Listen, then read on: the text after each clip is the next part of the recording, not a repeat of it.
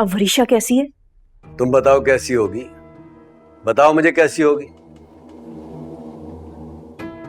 दवाओं का असर है, सो रही है, जैसी दवाओं का असर खत्म होगा शोर शराबा गुस्सा शुरू हो जाएगा। मेरे तो वहमो गुमान में भी नहीं था कि वहाज इतना बड़ा कदम उठाएगा। एक ही झटके में सब कुछ हाथ से निकल गया। महक, जिंदगी में कभी भी मुझे तुमसे अक्लमंदी की बात की तवक्को नहीं रही। जब भी बात करोगी ना, बेवकूफी की बात करो। एक बात बताओ, हम वरीशा और वहाज की शादी किस लिए कर रहे थे? बताओ मुझे, किस लिए कर रहे थे? ताकि इस घर पर, पूरी दौलत पर वरीशा का राज हो, यानी हमारा राज हो। तो अब अपना जरा दिमाग इस्तेमाल करो और मुझे बताओ कि हम क्या कर सकते हैं। वहाज को तो मुख्तार ने घर से निकाल दिया है, मेहरुनिसा बेटे का सोग मना रही है। ऐसे मौके पर बीजान और मुख्तार वो वरीशा की फिक्र में जरूर पागल हो सकते हैं। हाँ तो वरीशा को समझाओ, उसे दोबारा खड़ा करो। उसे बताओ बेटे की जुदाई मुख्तार को कमजोर कर सकती है, उसे किसी न किसी सहारे की जरूरत पड़ेगी। यही वक्त है वरीशा को मुख्तार के साथ कदम से कदम मिलाकर चलना है, और तुम भी जरा होशियारी से काम करना। वो आज का घर से निकल जाना हमारे लिए बहुत फायदेमंद होगा। कह तो तुम ठीक ही रहे हो। अब तक जो भी मसले हुए हैं वो वहाज की वजह से हुए हैं।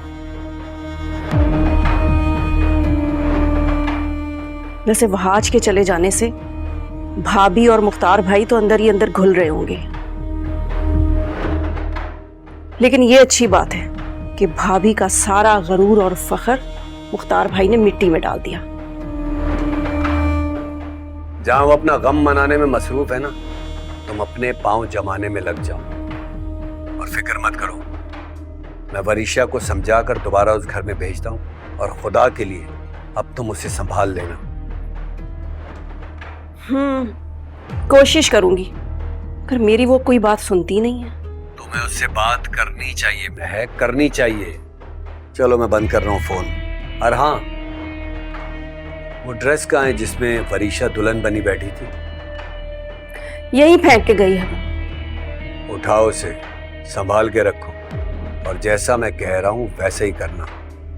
ये ना हो कि बेटे की जुदाई में मुख्तार अहमद वरीशा को ही भूल जाए।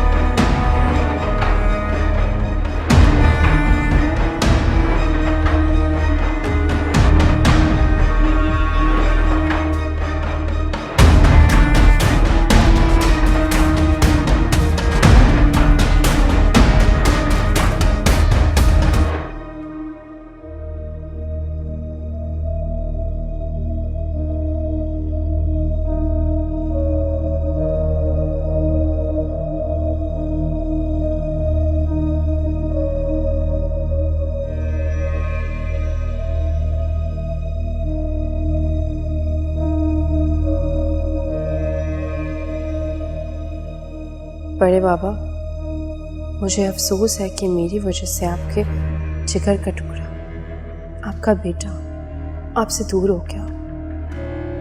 मैंने ऐसा कभी नहीं चाहा था बड़े बाबा। अगर आज जो भी कुछ हुआ है, कहीं ना कहीं मैं ही उसकी मुजरिम हूँ। वरना वहाज ने जो किया बिल्कुल ठीक किया बड़े बाबा। वहाज की जगह अगर मैं भी होती तो यही करती। और फिर शिफा का क्या कसूर था जो आप उसे इतनी बड़ी सजा देने जा रहे थे? हो सके तो उन दोनों को माफ कर दें बड़े पापा, और उन्हें वापस बुला लें। ये घर वहाज का है, शिफा का है। मेरे लिए इन्हें घर से बेघर मत करो। मैं यहाँ से जाना चाहती हूँ हमेशा हमेशा के लिए। आप सबकी ज़िंदगियों से बहुत दूर जाना चाहती हूँ बड़े पापा, बहुत दूर।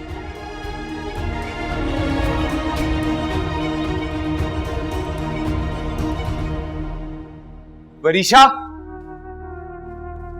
वरीशा, क्या हो गया मुख्तार? क्यों इस तरह वरीशा को पुकार रहे हो? वरीशा, मासूम का दिल देखिए, उसे हम सबकी कितनी फिक्र है।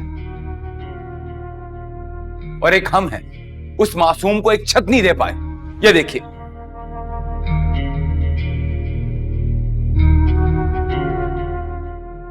महक भाभी कहां है? वरीशा, वरीशा,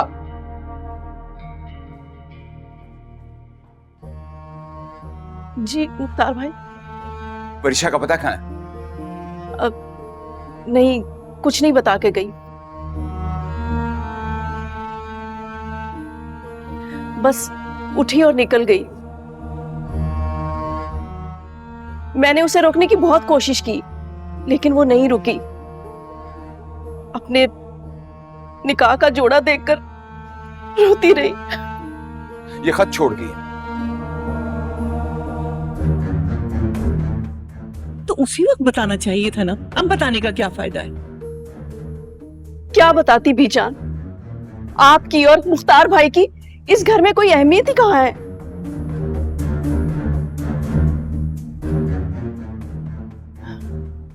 यहाँ तो सिर्फ वहाज और मेहरुनिसा भाभी का सिक्का चलता है।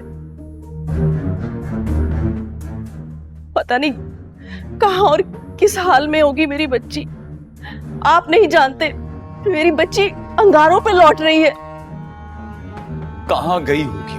कुछ अंदाजा है आपको? कोई दोस्त, किसी का फोन नंबर? मैं नहीं जानती मुख्तार भाई, पता नहीं कहाँ गई होगी मेरी बच्ची। मैंने उसे रोकने की बहुत कोशिश की, लेकिन उसकी जुबान पर एक ही अल्फाज थे कि मेरी वजह से सब दुखी हैं, मैं ही चली जाती हूँ। क्या करूं मैं? कहां ढूंढूं उसे? सारी जिंदगी मेरी बच्ची ने तकलीफ में गुजारी है।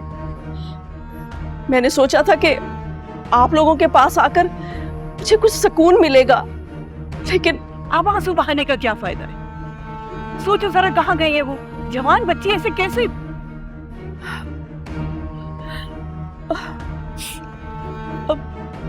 मुख्तार भाई,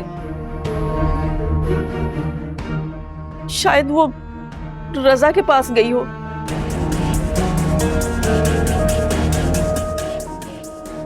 रजा के पास? मतलब? आप मेरे साथ चले, मुझे यकीन है कि वो वहीं होगी। मैं बस चादर लेकर आई।